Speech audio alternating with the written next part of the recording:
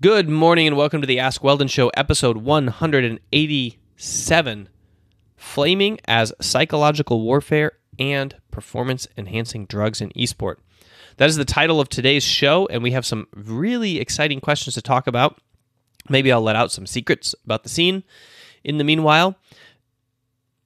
And then we are also going to end with a very fun question about whether or not it's worthwhile to major in your passion or whether you should keen towards something that's going to be better for career and making money.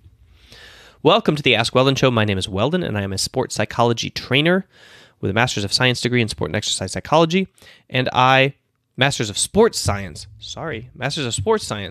Now I just finally remembered. Yesterday, by the way, if you watched the show, I was trying to remember what in the world was I was trying to remember that. No, it wasn't a Master's of Science, Master's of Sport. Anyway, I looked it up, and I remembered.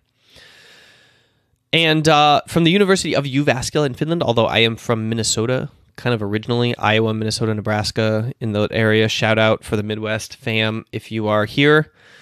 And I have been working in esport for the last 6 years, training professional esport athletes, and now I'm here to train you. Send in your questions, and I get them through the app Anchor, anchor.fm/Weldon Green. It is an app for podcasting that lets you make podcasts. The reason I'm using it for these call-in questions is because you can send an audio message so that you can just literally, it's so easy. You pick up the phone, you push a button, and you hold it to your head, and it records an audio message, sends it to me. Why is this useful? Well, it's useful because it tweaks the audio so that you sound fancier. Okay, it masters the audio into this more radio-esque sound. So I always get high-quality audio. And it categorizes them in a little web app for me, like by time, labels them with your name. You can type the question actually in the title bar of the audio, and then I can play it really easily from a web interface. I can add them to my show with a little plus button. I can download them. They're all organized. It's within my account. So this is so much better than you sending me an audio clip on Discord or an audio recording in Messenger on Facebook or whatever, because it's specifically designed to help podcasters take Q&A questions, essentially. So that's the reason I use this app. I'm not pushing this app. It's just super convenient. It makes it really easy to create content around audio. And so you don't have to download it if you don't want to, but if you want to get your question on the show, you have to use Anchor. Anchor.fm/Weldon Green is my profile. Just download the app, go to that URL, or search my name, Weldon Green, in the app. Follow the account. You don't have to follow it, actually. I think you can just send a message and then click plus message, and it will send an audio message to me. You can tell me your question. I think that's enough frame of reference for kicking it off. We don't have any big announcements for the day, so let's just jump into the first question. This one is from Sam, and now I'm going to Anchor, and I'm clicking the plus button. No, the play button. Hey, Weldon, this is Sam, aka Just Casual, calling in from Wisconsin. I have a question because I get distracted a lot. For the last 3 or 4 years, I've been getting really, really into League of Legends or other games or even content creation.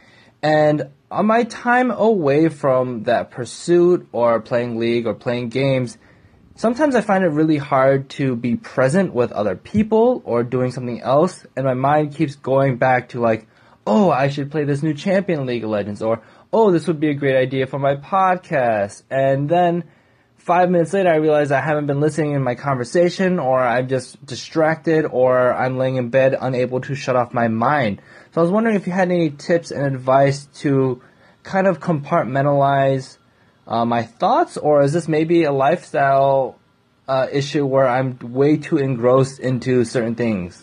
Thanks. Hey, Sam, thanks for the question. And for those of you who don't know Sam, you should check out his Twitter. It's always being updated, and I think Lol Anonymous is the name of his League of Legends podcast, which has a nice little community around it. You can check those out.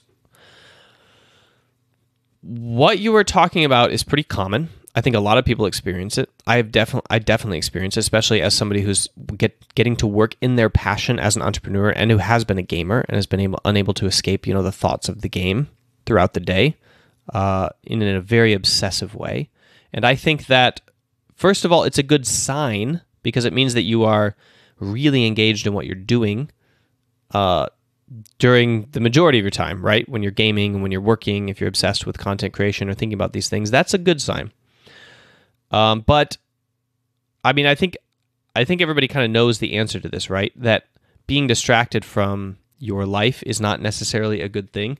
And it bears out to be true that when you're with somebody else and you're thinking about your work, it's not really useful. It has zero usefulness to you to contemplate or obsess about the video game when you're not playing it, or work when you're not doing it, or content creation when you're not content creating. Now, there is some truth to having creative modes. Like, for example, you're like in the sauna or something, or you're in a hot bath and you're just kind of letting your mind float, and it's floating obviously towards work or towards some project you're working on. Then you have an epiphany and you have an idea. A lot of times those ideas never make it to a notebook or a textbook or any sort of like recording device, and they never get implemented, they never get tackled, they never get put in because they just don't live. So I think there's a couple things to note here. First of all, I would try to constrain this wanderingness to periods when it might actually be beneficial, such as the most creative modes you can be in, when you are in a super relaxed state, in a bath, in a hot shower, etc. And you should try to capture things that happen when you're like able to think deeply about these projects like that. But if you are working on something else, or if you're with somebody else in terms of relationships, then it pays to put a ton of effort into trying to stay focused on that moment. And this is true whether you're parenting, whether you're marrying, whether you're dating, or whatever it is that you're doing. If you can put your brain into that moment and into that relationship, then it benefits you a lot more than just randomly kind of thinking about some other thing. Yeah, it's just distraction. It has no importance. And it's really, really hard to stop. I have found that the most, let me switch that around. I have found that the least distracted I have ever been in my life is when I was meditating regularly every single day. And I don't mean doing mindfulness activities. Like nowadays, I'm doing a lot of mindfulness activities in a day, but I'm not doing seated meditation. And it's really starting to show. So I'm going to be kicking up the seated meditation to be a lot more common, because I have found that I cannot replace that with things like mindful gymming and mindful eating and mindful saunaing, that it just doesn't supplement the actual raw training that you get from just like sitting and meditating. And I want to get back to that point in my life when my brain was actually not distractible in that way, because it's certainly not the case nowadays. Okay, that is the answer, and I hope it's depressing enough to take action on.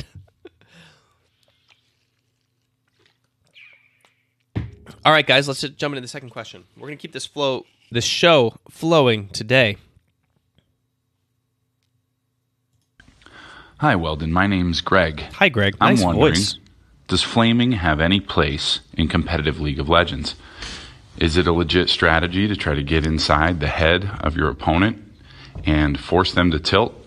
Or is it better to take the high road, focus on getting better, and utilize the skills that really matter?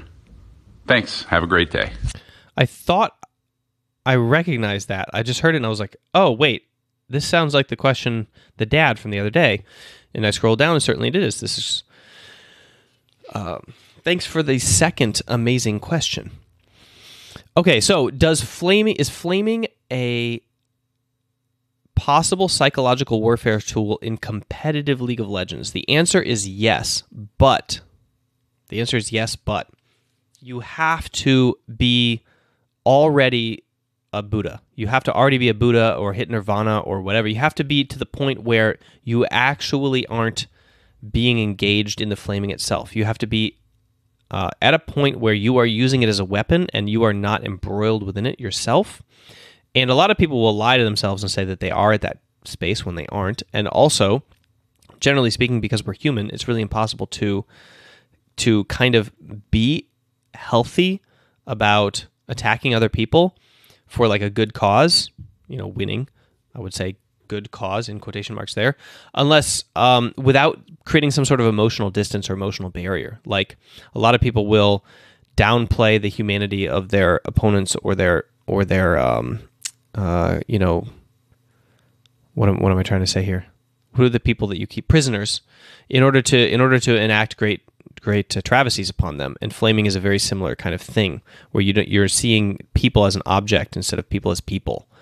I think that objectifying people is not a very healthy mental state to be in, and so, of course, in an ideal world, you would use flaming as a weapon to win. But most people are not at the stage where they can successfully flame without actually being mean about it, I would say. Now, why is it a weapon to win, and why does that matter? Well, I think that like there is this argument that sports should be noble, and that you should essentially like say, well, if I can't beat them at their best, then I don't want to beat them at all. But the fact of the matter is that professional competitive sport is not really a money-making business that is based on just winning. It is a storytelling business, right? And it's a media business. If you look at the WWE, you can see that basically they have no sport at all, and yet they're as large as some professional sports. You look at the professional sports, there's a ton of really clean, amazing, incredible, dynamic, athletic pursuits where people are very pure athletes that make zero money because their sport is not a entertainment sport. Right, it's not being consumed by the masses and then marketed upon in order to make a lot of money.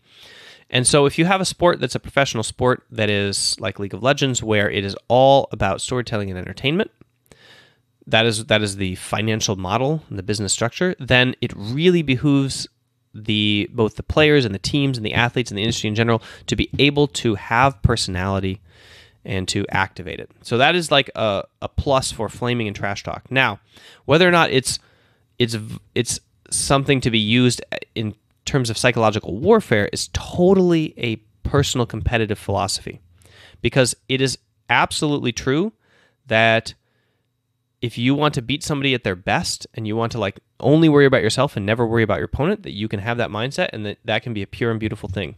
But it's also true that it's very pure and beautiful to try to beat your opponent with every single tool that you have at your disposal. Like, I do not think Arnold Schwarzenegger was in the wrong when he deployed psychological warfare against his opponents. I think that he was a pure competitor, and I think that there's a beauty in pure competition, whether it is to like focus solely on yourself or to focus solely on the victory. Because if you really think about it, there's no actual point to competing in a League of Legends computer game to try to beat somebody else, right?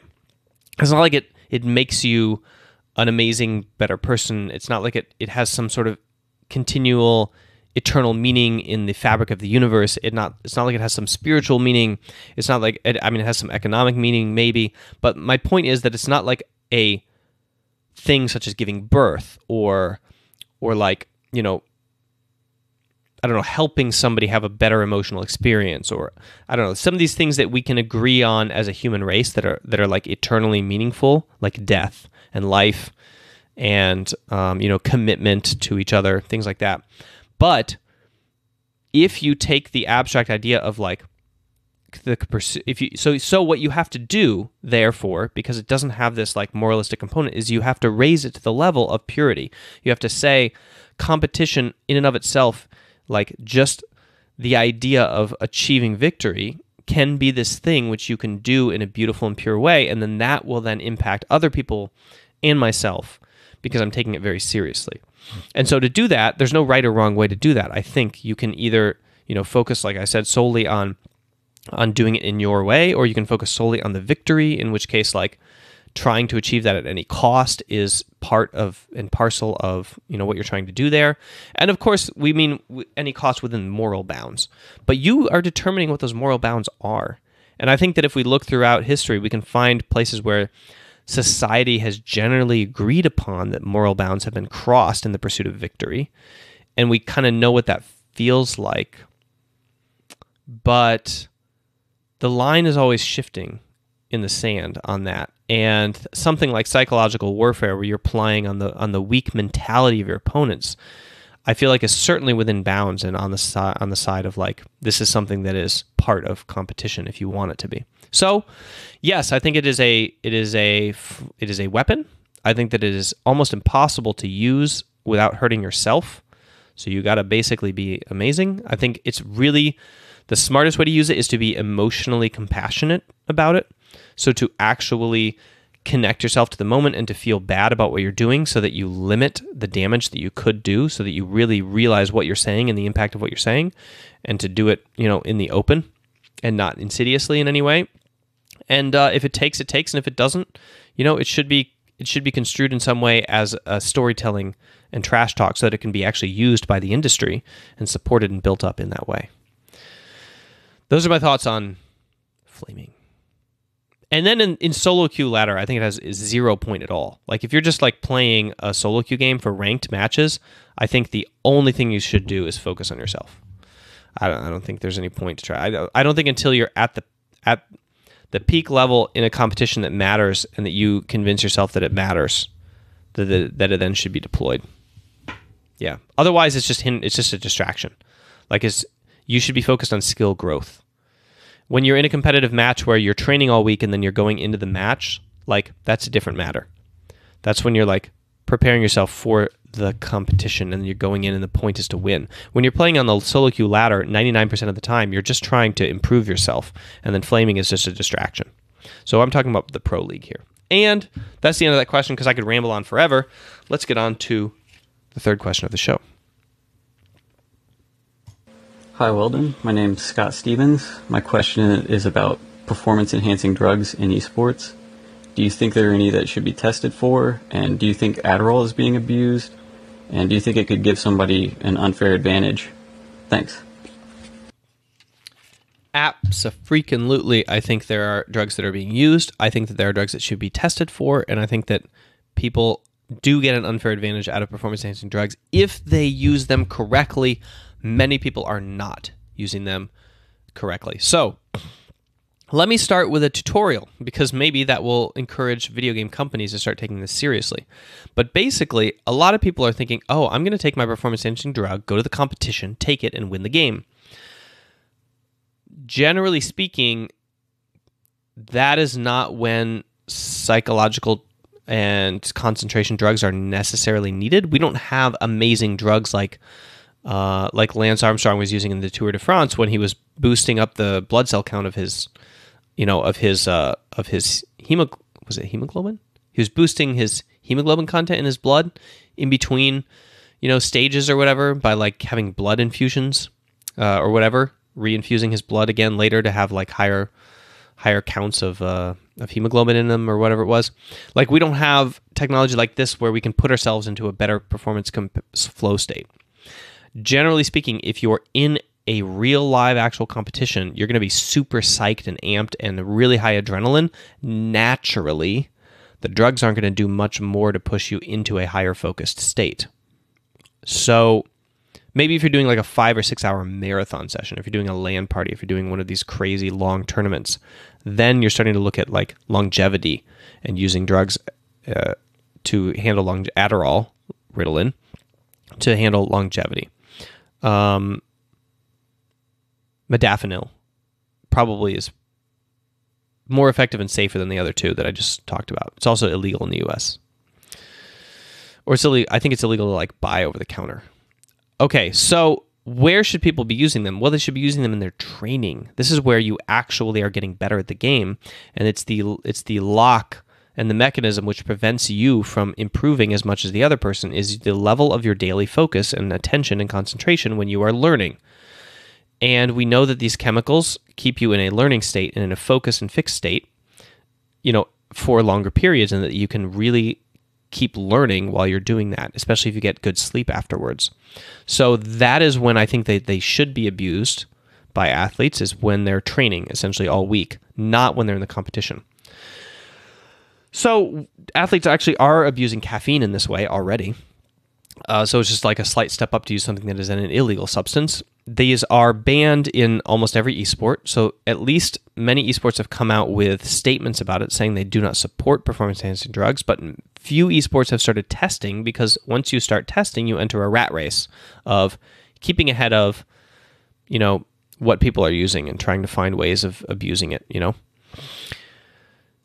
Now, I think that this is a very dangerous and stupid and really naive philosophy to take towards performance-enhancing drugs. They're saying like, oh, we don't want to enter the rat race of testing where we're always testing for like, and they're coming up with better ways of cheating, and then we're coming up with better ways of testing, and they're coming up with better ways of cheating. That's such BS because that's all centered around physical sport and the pursuit of steroids. It has nothing to do with the very few number of drugs that are available for like focus enhancement, and the ones that are going to be used have pretty clear-cut testing mechanisms, and you could be testing for those. And what are people going to do if you're testing for Ritalin and modafinil and these things already? It's not like they're going to go and invent a different kind of modafinil or Ritalin. They're not a pharmaceutical company. Esports is not big, massive money in terms of performance-enhancing drugs yet, and so it's not like they're going to be inventing a new steroid cream in order to try to win the Tour de France. We're not talking about a runaway arms race here. We're talking about testing for the 3 or 4 main things that are going to be abused by kids who are going to have access to them in gaming houses. That is what should be done. And it will not put anybody into a crazy arms race or over drug manufacturing for performance enhancement in esport. So that is a very dangerous and stupid point of view that the game companies have. And I've talked to 2 game companies that both refuse to do testing, and their policy is that idea, which is inane, in my opinion. Okay, so is this being other parts of your question? How, are they being used? Should they be used? No. How should they be used? Like I described. Should they be tested? Yes. And it's going to have to be randomized testing during the competitive day. It's easy. All of the players are always in their gaming houses. You know when they're training. You can just show up and have everybody pee in a cup, and there you go. And you can randomize it. You can just show up randomly at their gaming houses, and you can have everybody sign a waiver saying that we can show up randomly during your gaming houses, during the season like 3 times or 2 times, and you have to all pee in a cup. And if you're not there, then you have to submit it within 12 hours, and if you don't, then we do another randomized test, we add another one to the docket or whatever. I don't know. There's all sorts of ways to do it that are pretty safe because every single team is in the same geographic location for these major leagues now. It's harder to do for like the ESL tournaments when you come in from abroad, when you come in from far away, when you come in from across the country. So you test at the tournament, whatever, because they should have been using them in their training, right? Like I said before, the smart teams will not be using them at their tournaments. They will be using caffeine instead to keep focused. And maybe nicotine also.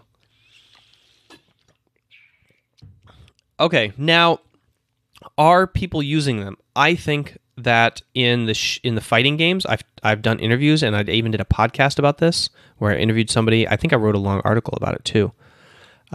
It was rampant in the fight in the shooting in the FPS community back in the early 2000s and spreading into nowadays. It was rampant. And I believe that has stayed.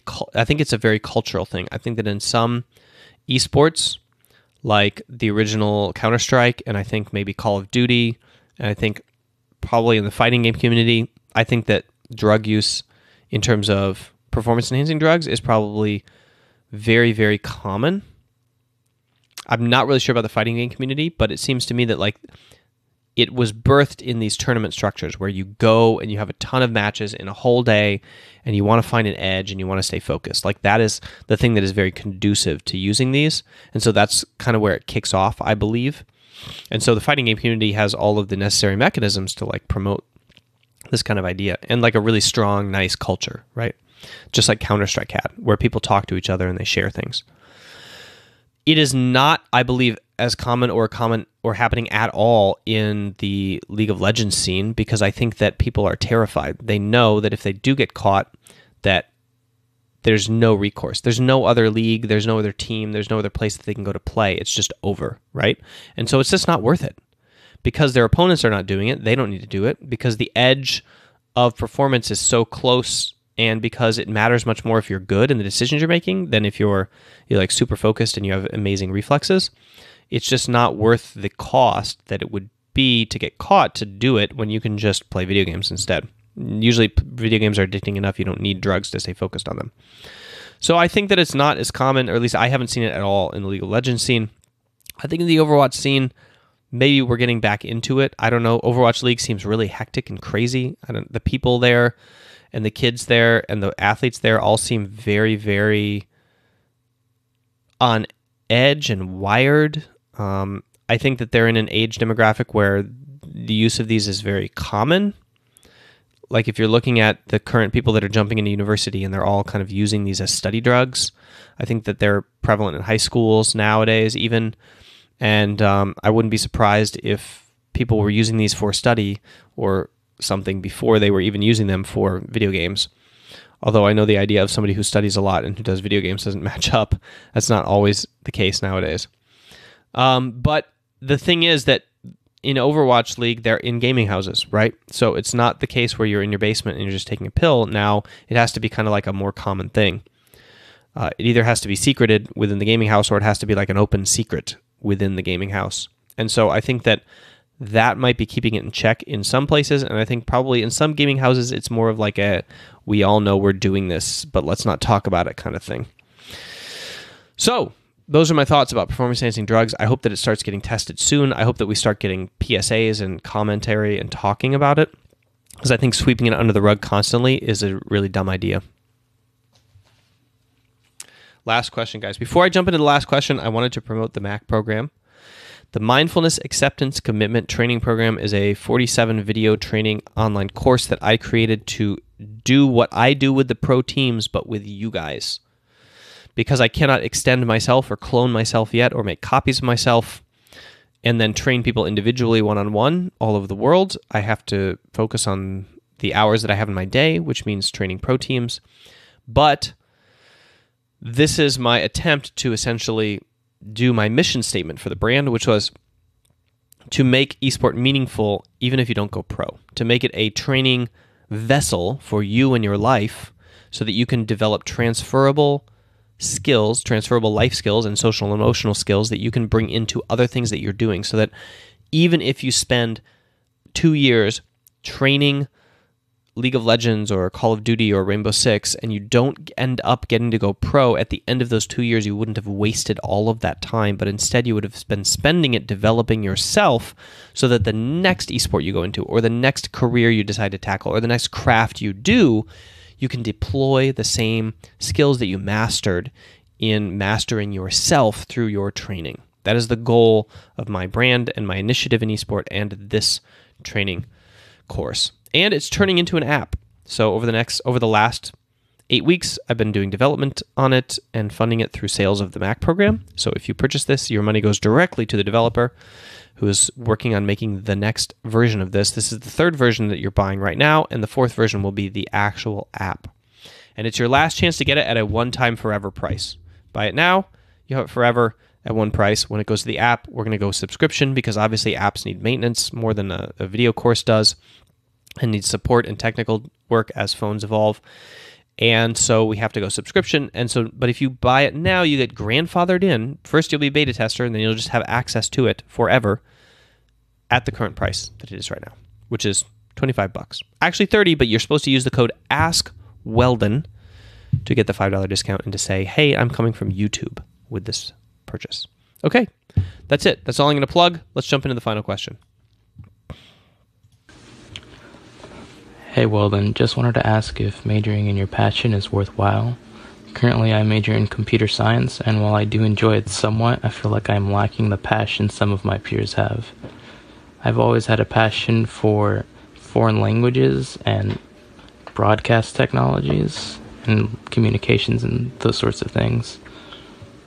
But those just aren't the safer career paths, and I avoided them for that specific reason, I think. Also, thoughts on getting your degrees from non-American universities as a American student. They seem to be a lot more affordable, but maybe you'd have more insight on that. Okay, two really good questions. Majoring in your passion and non-American universities. Let me tackle foreign universities first. Yes. Generally speaking, they call the piece of papers the same So I got a master's of sports science, and when I walk to the US and I go to a conference or I publish research or I apply for anything, I still have a master's of sports science. Works out great, and I paid nothing for it instead of $80,000. Seems to be a good deal to me. I have not found any drawback. There is a difference in culture, academic culture, in every single country and in every single state and every single university, really, to be perfectly honest. But generally speaking, if you are going abroad for university, the thing I have found is that you must apply yourself more than in the US. In the US, we buy a product, and we expect to be pushed. We expect robustness from our teachers, and we expect like a stringency. What is the word? Anyway, we expect the education to be stringent, to be like hard and on task, and to push us, right? And we purchase that with our money. When you go to abroad to a university, that's not necessarily the case. You're not buying a product. You're just going to get ignored, right? You're just a funded pupil who's paying very little money, who's just there taking up a space, and you're expected to kind of like have your own motivation. So it's going to be a very different experience, and actually I think a very beneficial one, because you're going to find your own motivation for what you're doing, and you're going to have to you're going to get an amount of reading in class that is very doable. It's like the minimum bar, like the low bar, right? In the US, we set the high bar, and we expect people to try to jump over it, and a bunch of people will fail and fall flat on their face. Well, in many other universities where they get funded from the government by graduation percentages, or like by sheer number of people who graduate, they get rewarded for people who graduate because they're not getting money unless they finish their studies. So they set the bar at the low bar where everybody can jump over it. That means that after you finish class, you have to go to the library, find that interesting book that was not assigned by the teacher, that is in the topic that you want to learn about, and then read it yourself, and then know it without doing any homework about it. Okay? So you're going to have to make sure that you have that mindset transition clarified and understood, and then it's irrelevant, because actually it's better off to be self-motivated than it is to be pushed. You're more often going to hone in on like your compass of what it is that you want to do, I think, if you self-motivate than if you're pushed. But anyway, going on to your other question, majoring in your passion. Yeah, man, I would absolutely. I think it's laughable for you to think that computer science and broadcast technologies are different career path, are like that computer programming is a safer career path than broadcast technology. That to me does not seem to be the case at all. I think it is very difficult to break into computer science and make any sort of like money, whereas right now broadcast technologies and media production and streaming is literally exploding all over the world because of Twitch and the internet and YouTube and the power of video taking over all of the forms of media, and every single company is turning into a media company. Whereas it used to be that there were media companies and they hired broadcasters and editors, and then there were people who purchased media from those companies. Now every single company is turning into a media company. Every single company. I am a media company. I need my editor and my broadcaster too. Like even small brands are turning into media companies. It's like probably the fastest growing. It's just got to be exploding in terms of what it is that people are doing for broadcasting.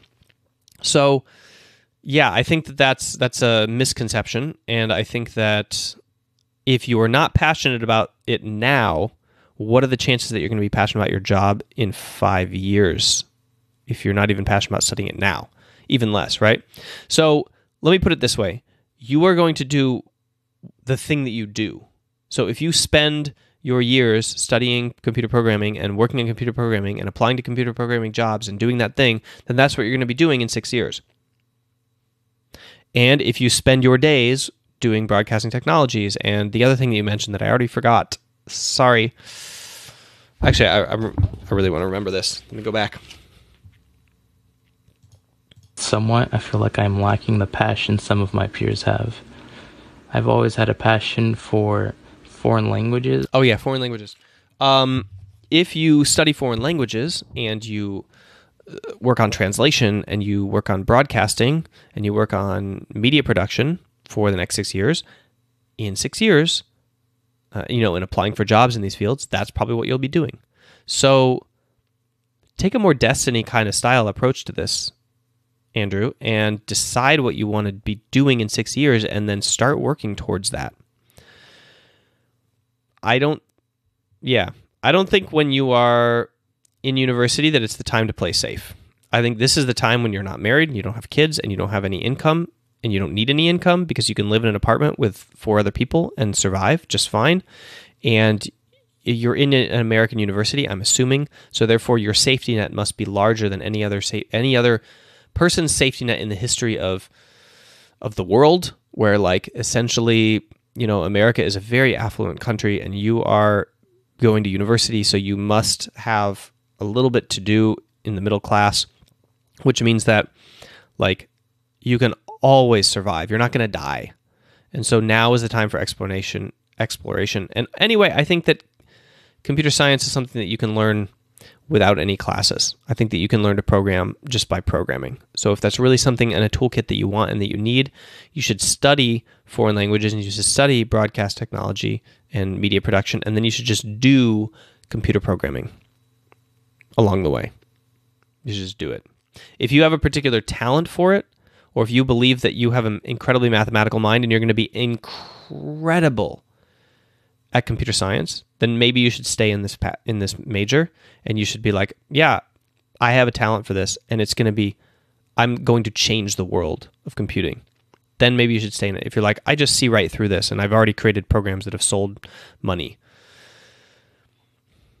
for money, then yes, then maybe I would see the argument for you continuing in this field, because you're like, this is something that I want to give to the world. But if you're just kind of like average and you're just learning it, and you're also not as passionate as your peers, think about in 6 years when they've applied that passion over the next 6 years and you haven't, they're going to be way ahead of you, and you're not going to be very happy. So stop. Change your major.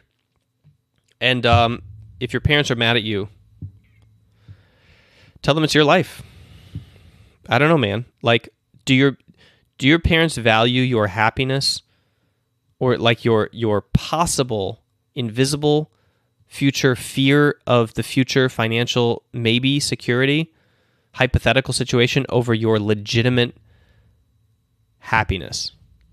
In that case, I would say maybe that's a problem. Maybe your parents are computer programmers and they're pushing you to computer science because that's what they like and they want to live through that. And that's what they know, and they're afraid of the other stuff, so they just don't know. But yeah, I think that you can talk to your parents about that and that they will agree with me. And if they don't agree with me, there's something else going on there.